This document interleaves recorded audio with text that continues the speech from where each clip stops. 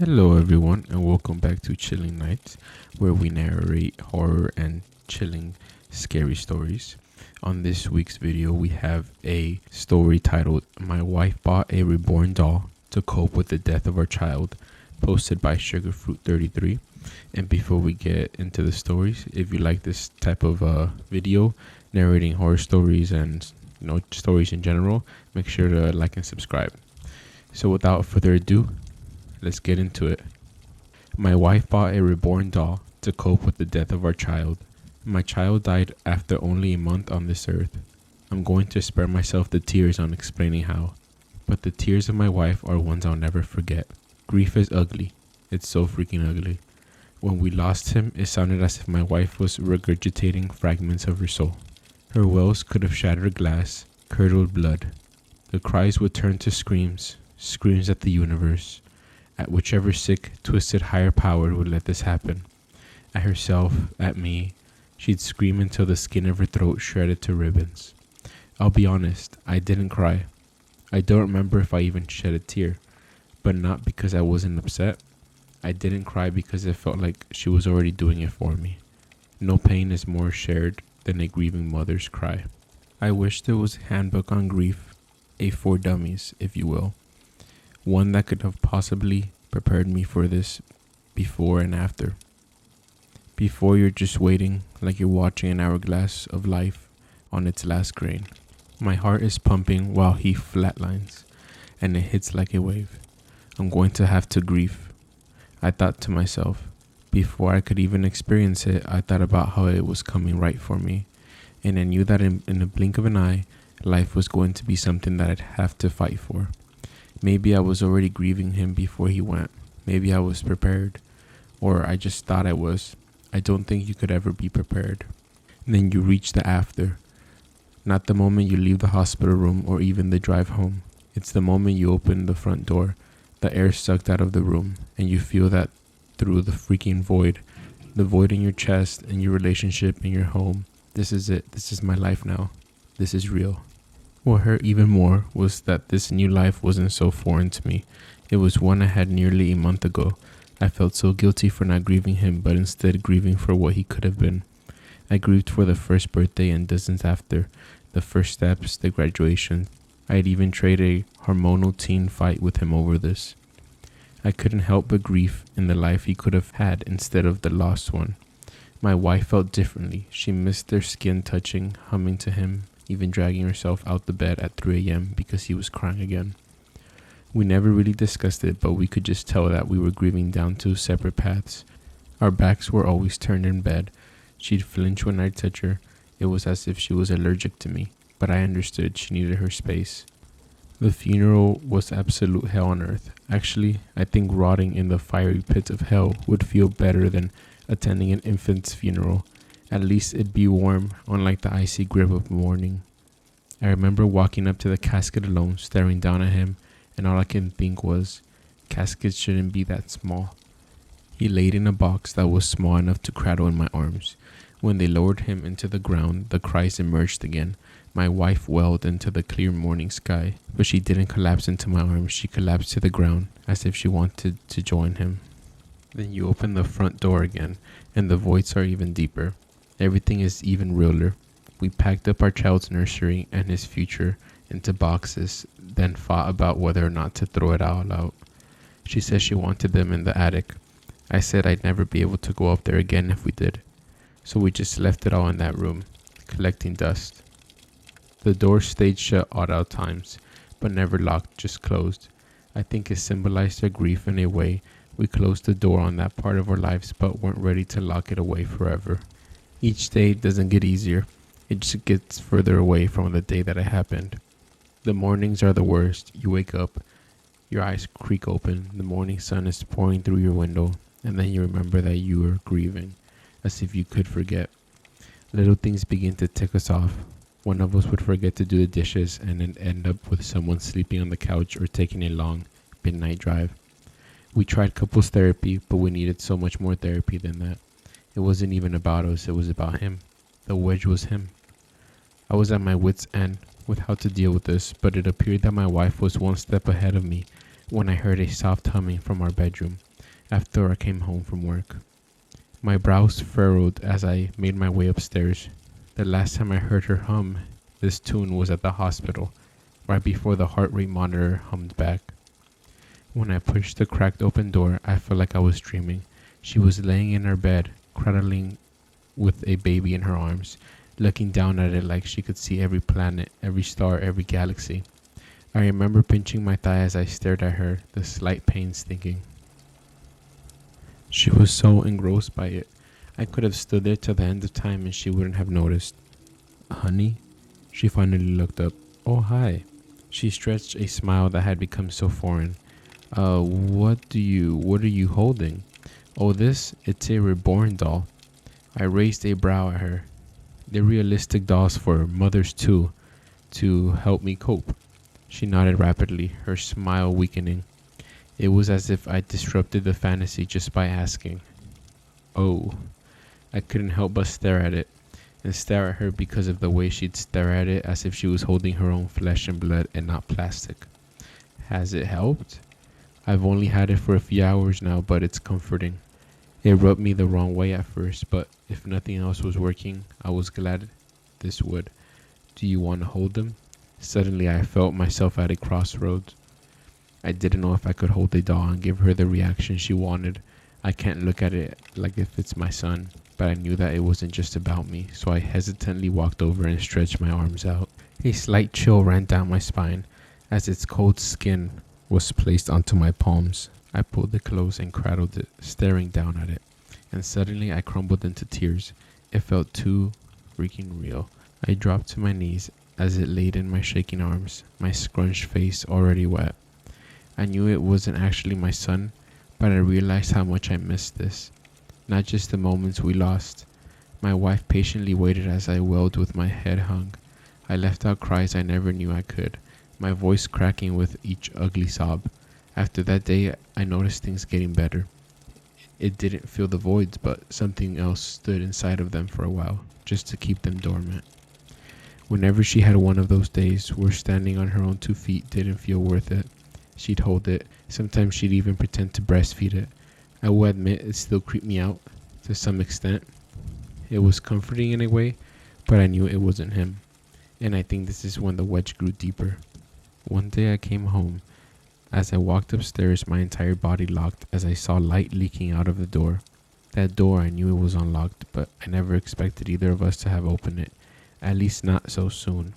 I swallowed roughly as I approached it. Slowly opening the door, revealed empty boxes and a full nursery. She has set up everything again. I observed the room as I stepped in, a feeling of concern weighing on me, then noticed something in the crib. I wrapped my fingers around the railing and leaned in, my brows furrowing as I saw the doll laying. I didn't hear you come in.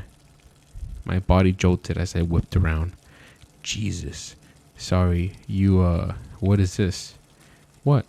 What is this? Oh, our nursery. Well, yeah, but why is everything unboxed? Our baby needs a nursery, she said. We stared at each other with accusations of insanity. I've researched these dolls and I understand how this helps you.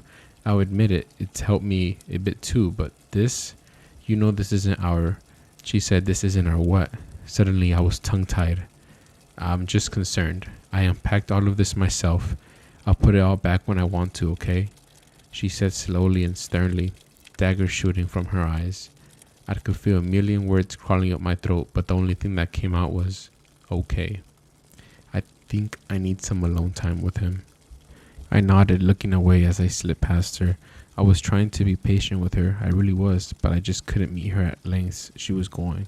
Pretending this is our kid may help her, but it only made me feel worse. That night, not a word was exchanged under those sheets. I was turned towards the window and she was turned towards the baby monitor that she put new batteries in. After making faces out of the moon, I eventually fell asleep. Suddenly, in the middle of the night, I felt myself drift away from my dream and wake up. My eyes slowly creaked open, the dim moonlight coming through the window. The room was silent except for the cries that came through the baby monitor. I sat up and rubbed my eyes, staring at the monitor as statistically cries emitted from the speaker Liv, wake up. I shook my wife till she groaned out of her slumber. She lifted her sleeping mask and looked at the monitor. My eyes darted towards her, then back at the monitor. She sighed, tossed her mask onto the dresser and stood up. I'll handle him. Get some sleep. I stared at her, eyes wide, my throat knotted, as she tiredly walked out of the room. As she stepped into the nursery, I began to hear over the speaker, "Shh, shh, it's okay." I blinked like a deer in headlights as I listened to her hum, the crying slowly stopping. My eyes shifted towards the door as she walked back in, grabbed her sleeping mask and laid back down. She didn't say a word as I just continued to stare. A part of me wanted to go into the nursery, but I just laid there till my eyes dried and ran bloodshot. Before I knew it, the sun was up and I had to go to work. I slowly stood up and stiffly got ready. I tried to convince myself that it was just a dream, but I had already woken up from one. When I finished getting dressed, I kissed her as she slept and left the room. As I passed the nursery, I paused for a moment. At first I considered going in, but instead I pressed my ear against the door, but there was nothing, just absolute silence. I didn't know what I thought I was going to hear, but I didn't even know what I heard last night. I couldn't tell if hearing something now would have made me feel more or less insane. That day at work was grueling. I kept falling asleep at my desk, had a hard time processing what people were saying to me. It was just one big blur. When I got home, the first thing I wanted to ask my wife was what the fuck was that last night. But after the incident in the nursery, I feared she'd tell me that the doll crying is normal because it's your son. When I got home, I was ready to fall flat on my face. My wife stood at the sink washing dishes, her head turning as I walked in. "Hey, hun." "Hi." "How was work?" You know, the usual." "Be quiet when you go upstairs. I just put him down and it wasn't without a fight," she chuckled. "I'll be sure not to wake him up." I anxiously cleared my throat as she quickly glared at me, then looked away. At least I was trying to play along. I quietly walked upstairs, minimizing the creaks of each step. As I passed the door, I could feel my breathing and heartbeat halt to a stop. Something about it just always knocked the wind out of me. Dinner was so silent you could hear a pin falling before it even dropped. Chewing and sipping filled the dense quiet. I was thinking of taking him to a mommy and me class. I looked up, my chewing slowed. "Is that sounds good?" I bit my tongue and smiled. I couldn't tell if she was being serious or if she just wanted to talk. "I also wish you'd spend more time with him. You avoid the nursery like the plague." She laughed weakly. "I'll make sure to do that." She said thank you. Watching her eat, the look on her face, I couldn't tell she could barely get the food down her throat. She was trying, she was really freaking trying. I felt guilty for not being more understanding. It was hard to accept that we were just going to be grieving in different ways no matter what. But I was at a crossroads when it felt like our grief couldn't help each other. But the one thing that was itching at the back of my mind was last night. It was crying. How could it be crying? It didn't seem to surprise her either. I tried to make any logical reasoning for it. Maybe she set an alarm with a baby crying sound, or if there's a speaker inside of it, something to make it feel realer. It was possible, except for one other thing. It sounded so much like him. If you're not a parent, a baby crying is just a baby crying. But I could pick out those cries from a crowd. Maybe it's just grief playing mind games. I couldn't tell. Later that night, after brushing my teeth, I was walking to our bedroom when I noticed my wife in the nursery. She was slowly rocking back and forth in the rocking chair, humming to it. "Hey, I finally got him to sleep," she said after noticing me hovering in the doorway. "That's good." She says, "Come say goodnight." I stared for a moment before forcing myself to enter the room. She stood up and walked over to the crib, then gently placed it down. She leaned down, kissed his forehead, then turned to me. I glanced at her, then at it. I could tell she was expecting me to do the same. I hesitantly leaned towards it. My lips puckered. Suddenly, as I got closer, a pungent smell entered my nostrils. I tried to ignore it, but I recoiled as I got closer, the foul stench growing stronger. My wife glared at me in horror as I gagged, clasping my hand to my mouth. What the hell's wrong with you? I'm sorry, him, not it, him. Okay, he smells like a fucking dumpster fire. What does he have built in? Fecal mechanics too? Tears welled in her eyes as I looked away with guilt, my entire body shaking. Just admit it that this is a joke to you. You think I'm embarrassing myself, that I'm crazy. Just say it. Liv, no. Actually, don't. Just sleep somewhere else tonight. The couch, the fucking sidewalk, I don't care. Okay. I flew out of the room before I could burst into tears of fury. I felt like such a freaking monster. Prioritizing both of our healing was just tearing me apart. It was tearing us apart. I curled up on the couch and screamed into the pillow, leaving her stains on the cover. I sobbed until it exhausted me, eventually knocking me out. All of a sudden, I was ripped from my slumber at the sound of glass shattering. My body jolting awake, I quickly sat up, my eyes darting around in a blur. Throwing the blanket off of me, I stood up and searched for the source of the sound. The room was pitch black as I ran my hand along the walls to find the light switch. Suddenly, my eyes shot open as something sharp impaled the bottom of my foot. Damn, I hissed to myself as I lifted my foot. Now I was hopping around till I found a light switch, while also avoiding glass that I could not see. Eventually, I found one and illuminated the kitchen.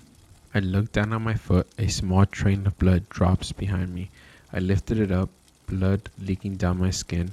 It was a small shard of porcelain, so I pursed my lips, took a deep breath, bit my cheek, and yanked it out.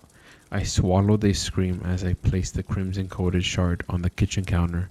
Then I noticed some white powder on the bottom of my foot as well. I limped around the kitchen, soon finding a shattered cookie jar and an open flour bag spilled across the floor. What the hell? I quickly tied an unusual dish rag around my foot and began picking up the shards.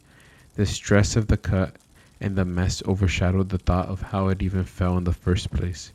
But this thought came front and center when I noticed small flour-coated footprints leading out of the kitchen. I slowly placed the last shard in the trash as my eyes stared underneath my foot. I limped over and kneeled down, observing them closely. They looked like impossible. I told myself it was impossible.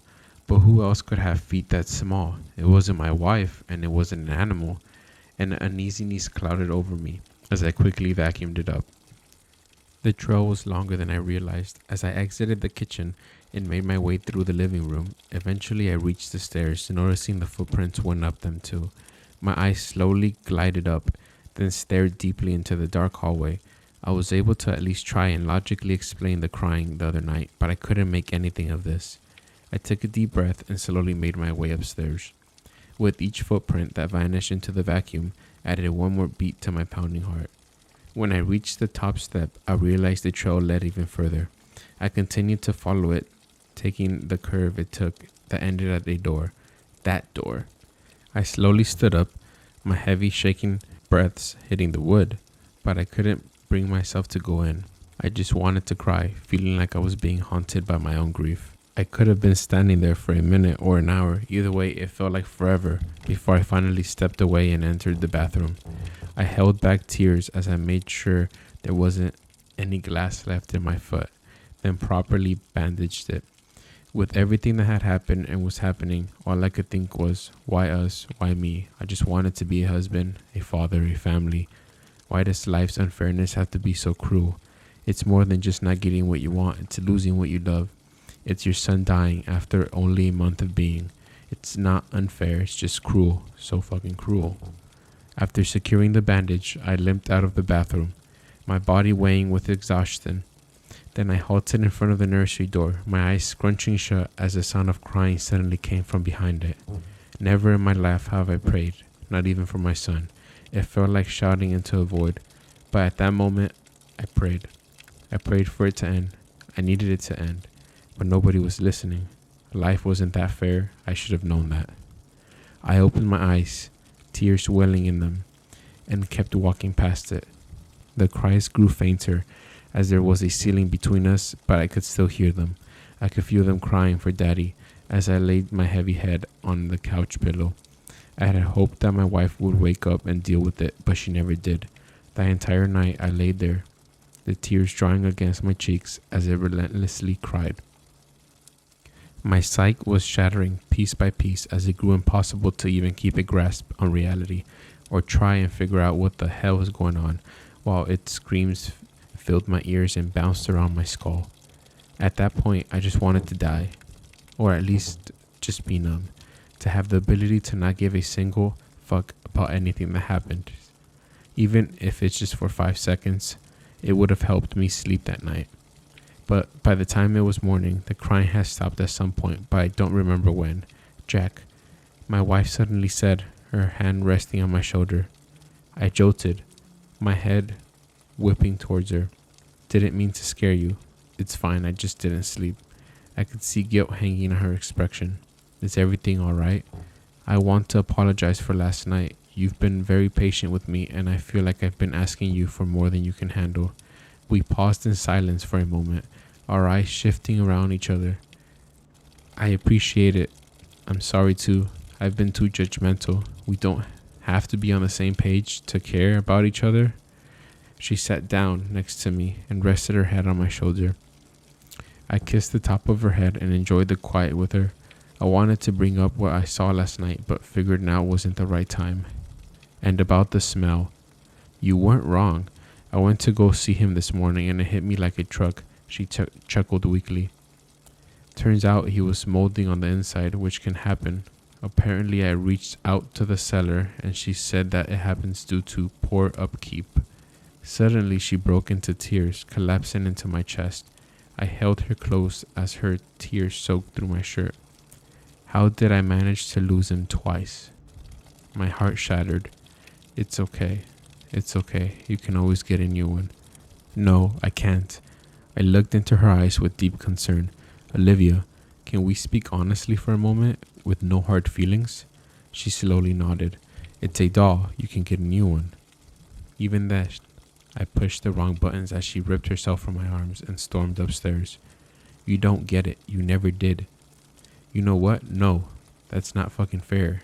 None of this is fucking fair." Before I could get another word in, she was already in her bedroom, the door slamming behind her. I buried my face in my hands as I drew deep, slow breaths. Everyone always said grief brings people together, but all this is doing is tearing everything apart. My marriage, myself, my understanding of what's real and what isn't. I spent another work day in a complete daze. I even got reprimanded by my boss for lack of work ethic. When I got home, I was met with a distraught wife. She was definitely still mad at me, so I considered whether or not to even ask her if she was okay. "Hey hun, are you alright?" I threw him out. "Oh, I'm so sorry. Are you?" "Liv. Surprised you didn't say thank God." "Look, I'm sorry about this morning, but I'm trying, and I know you are. But it's hard when you keep flying off the handle. Do you want to see somebody? A grief counselor?" "He was my grief counselor. That's why I'm getting another one, just like you said, right?" "Right, whatever works for you," I smiled weakly. She sipped her coffee with a daze in her eye, like she could see something that wasn't there. Just by looking at her, you could tell she was dangling at the edge, but I couldn't pry and prod anymore, for her sake and mine. She let me sleep in our bed that night, but she didn't exchange any more words than good night. I could feel the back of her ankles against my legs. At some point, she even turned towards me in her sleep, but she didn't want to touch me. She needed just enough space, and I let her have it. A night without it in the house gave me the best sleep I had gotten since he died. I woke up feeling refreshed for once, but I quickly noticed the emptiness next to me. She must have gotten up early. As I left the bedroom, my brows furrowed as I heard humming from behind the nursery door. My puzzled expression twisted further as I saw my wife cradling it in her arms. "Good morning. I thought you had gotten rid of it." "Good morning, and I did. This is a new one," she smiled. "Wow, already? So fast?" Express shipping, she shrugged with a chuckle. "Sweet. I'm gonna try to put him down for this nap. Could you brew me a cup of coffee?" "Yeah, sure," I smiled before closing the door behind me. The second she couldn't see me anymore, I stood absolutely baffled. Something about it just seemed off. How could she have gotten a new one that quickly? It didn't add up. She had gotten so attached to it. The thought of her wanting to keep it no matter the mold didn't surprise me. What hurt the most is that she'd lied to me. After filling the steaming mugs, I sat down at the table and read the news on my phone as I waited for her to come down. He didn't put up a fight, thank God. She sighed with relief as she trotted downstairs. That's good, I sipped my coffee, keeping my eyes on the screen. She sat across from me, taking slow sips as she stared off in a daze again. I occasionally glanced up at her, watching her tap her finger against the mug and bite her cheek. Are you alright? She laughed at the question, circling her finger around the rim of the mug. Weather's nice today, she responded. It is, but maybe you should spend some time outside. You could take him out for a walk. Yeah, that sounds nice. Her words trailed off like she was dreaming. I helped her take out the baby carriage that we had never gotten to use and watched with unease as she laid the doll in it. Hoping to have a nice time, I smiled. We'll be back soon, she said. We quickly kissed before she was out the door, and finally I could breathe. It was only a mere few hours, but it's still time to breathe.